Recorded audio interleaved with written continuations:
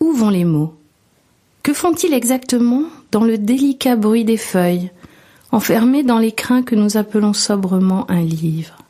Ils volent, ils caressent, ils cassent, ils se métamorphosent, et encore, je ne suis qu'à la lisière de leur possible. Quand un livre s'ouvre, ma femme s'envole dans un autre univers. Elle tourne délicatement les pages, dans un chuchotement qui me semble presque une provocation. Je parle. 1 fois, 2 fois, 3 fois. Elle lève enfin la tête avec un semblant d'encre sur les lèvres, le reflet d'une virgule dans ses cheveux. Magnifique. Et sur son front, encore quelques lignes qui virevoltent. Un peu comme au réveil, lorsque les oreillers sont encore aplatis de notre sommeil, et qui dessinent sur nos joues nos rêves et nos cauchemars. Quand un livre s'ouvre, elle s'évade au-delà des mondes connus.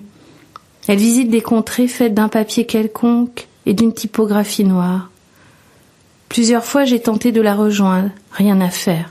Je ne suis pas invitée dans cette sorte de dimension mystérieuse qui s'ouvre au sexe féminin.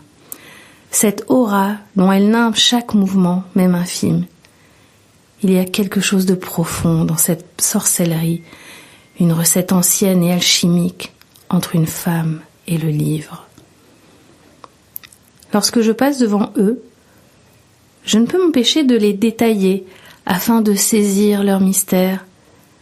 Lui, il est ce qu'on appelle un livre de poche, ce qui est ridicule de nos jours.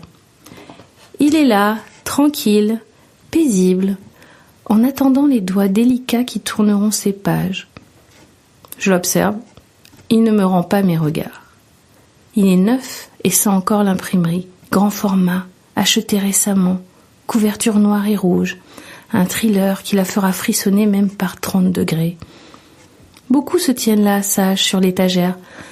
Parfois ils dorment sur le canapé, lâchés négligemment par sa main qui donne et reprend comme une reine en son royaume. Dans ces moments-là, je me sens extraordinairement chanceux de pouvoir me saisir de sa main et de la suivre. Il y a ceux qui ont vu ces chagrins d'adolescente, le stress des examens, ceux qui sont barrés de signes cabalistiques au crayon ou au stylo de couleur. Il y a ceux qui ont été offerts, ceux qui ont connu les étés et les glaces avec quelques grains de sable coincés dans la reliure. Certains ont été lus et relus, écornés, malmenés par des petites mains en quête d'une histoire.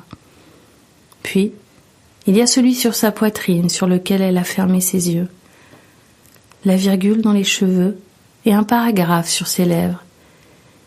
Il reste 10 de pages, je vais les lui lire à haute voix, et je m'en irai peut-être, moi aussi, au royaume des lettres.